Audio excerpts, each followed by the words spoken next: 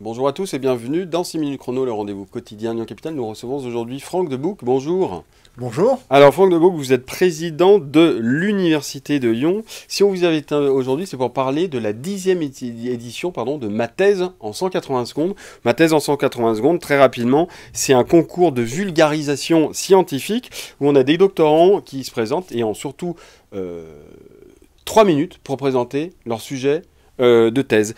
Pour l'Université de Lyon, c'est quoi l'enjeu de ma thèse en 180 secondes? Ma thèse en 180 secondes, c'est l'occasion pour le grand public d'aller à la rencontre des doctorants et de comprendre l'enthousiasme qu'il y a autour de leur recherche. Les étudiants ont 3 minutes pour raconter avec des mots simples un sujet qui est extrêmement complexe, Oui. de façon à rendre abordable leur sujet, et que ce n'est pas un sujet inabordable quand on est capable de l'expliquer avec des mots simples. Donc c'est l'occasion de rencontrer de très nombreuses thématiques développées sur le site de l'Université de Lyon.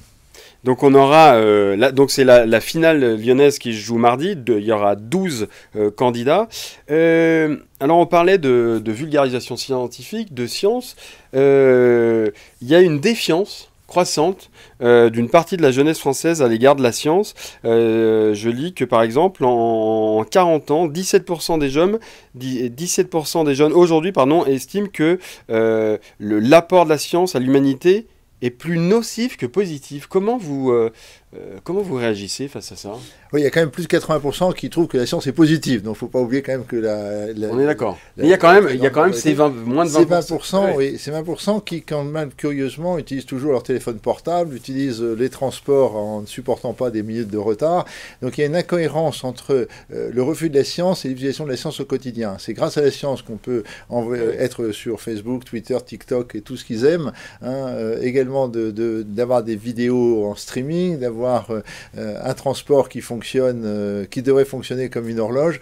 Donc et les médicaments. Le Covid a permis de montrer quand même des difficultés par rapport à la science, la difficulté des controverses. Donc c'est très compliqué d'expliquer au grand public, de dire c'est normal que deux scientifiques sur un même sujet ne soient pas d'accord. Et ça c'est compliqué, je pense, à comprendre, plus tous les dérèglements climatiques qu'on peut mettre avec une première lecture sur le dos de la science. En tout cas, voilà, ce que vous disiez, c'est que ça dépend selon qu'on prenne le verre à moitié plein, à moitié vide. Mais il y a quand même effectivement, point positif, 80% des jeunes qui croient en la science. Il y a quand même ce 20%. Ça vient d'où, selon vous, cette défiance qui croisse Plus les années passent et plus il y a une défiance qui est croissante. Oui, la défiance croissante est inquiétante. On retrouve les difficultés de l'époque de l'ère des Lumières. Il faut faire recomprendre, repartager l'importance de la science, et on attend de la science beaucoup sur les grands enjeux sociétaux. Comment l'énergie demain, l'énergie verte, le problème des 8 milliards d'habitants, le problème des ressources limitées. On attend énormément de la part des ingénieurs, des techniciens, des chercheurs, et en même temps, les controverses, les fake news, les difficultés qu'on peut avoir sur l'information, et également de faire apparaître qu'un chercheur est aussi plein de doutes. Et donc c'est très curieux pour un public non averti de dire il est normal qu'un chercheur ne sache pas. Et ça c'est compliqué. Oui, alors que la science, les résultats viennent du doute au départ, de chercheurs qui doutent. Alors cette année, pour ma thèse en 180 secondes, on a énormément de jeunes doctorantes, on en a particulièrement beaucoup. Comment, de manière générale, la question de la place des femmes dans les sciences dures, comment justement on lutte contre les stéréotypes? On se dit toujours c'est plutôt un truc d'homme. Oui, les choses changent, mais changent pas assez rapidement. Oui. Je pense qu'on a encore beaucoup de choses à faire, beaucoup de communication à faire auprès des jeunes, mais des plus jeunes. Je pense que le choix d'une carrière, d'ailleurs on voit bien avec Parcoursup, il faut se décider à l'âge de 16 ou 17 ans sur quel parcours faire, alors que c'est un âge encore très jeune, et je pense qu'il faut en parler dès l'âge de 12 ou 13 ans, de bien montrer des réussites étudiantes, des réussites de grandes chercheuses, de grandes chefs d'entreprise, femmes, de montrer que le métier n'est pas réservé aux hommes. Le métier, c'est pour tout le monde, femme ou garçon. Les choses changent doucement, mais pas encore rapidement. Dans beaucoup d'écoles d'ingénieurs, on plafonne à 25% de filles, alors qu'on devrait avoir 50-50. Oui, on devrait avoir 50-50. Je change un peu de sujet, je m'écarte un peu, mais en ce début d'année 2023, la métropole de Lyon a adopté un nouveau schéma de développement universitaire en lien avec l'Université de Lyon. Quelles sont les ambitions ?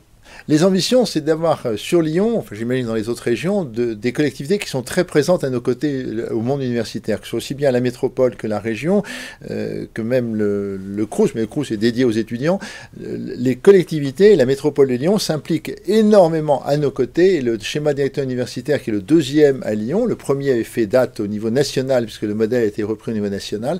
Ce deuxième est beaucoup plus concret, avec des actions concrètes. Le premier était le positionnement géographique des campus. Le deuxième se veut d'accompagner les universités sur le bien-être étudiant, que ce soit aussi bien en sport, en santé, que le logement, que la restauration, que la précarité. L'ensemble des volets est décliné grâce au schéma. Oui, important, parce que vous parliez de précarité, bien-être étudiant, on l'a vu avec le Covid, où les étudiants ont particulièrement souffert pendant ce Covid. Une petite dernière question, d'actualité aussi, c'est, on l'a vu, on est en période de forte mobilisation contre la réforme des retraites, il y a eu pas mal de blocages d'universités. Comment vous la direction de l'Université de Lyon, vous réagissez, vous gérez un peu tout ça? Au niveau de l'actualité, bon, l'actualité, c'est fait partie du quotidien, c'est la vie même de la société. Il est d'ailleurs très rassurant de voir que les jeunes dans les universités et les écoles se mobilisent pour les grands sujets de société. Donc je suis très content quand les étudiants mènent des débats, des discussions, des échanges, manifestent, quand ils souhaitent manifester leur accord ou leur désaccord. Et je pense que c'est une preuve de bonne santé du monde universitaire. Très bien, en tout cas merci Franck Debouc d'avoir accepté notre invitation et je vous rappelle, c'est ce soir ma thèse en 180 secondes dont Lyon Capital est partenaire média. Ça se passe au Grand Amphithéâtre de 18h à 20h. C'est ça, et plus d'informations sur www.lyoncapital.fr. Merci à tous, à très bientôt, au revoir.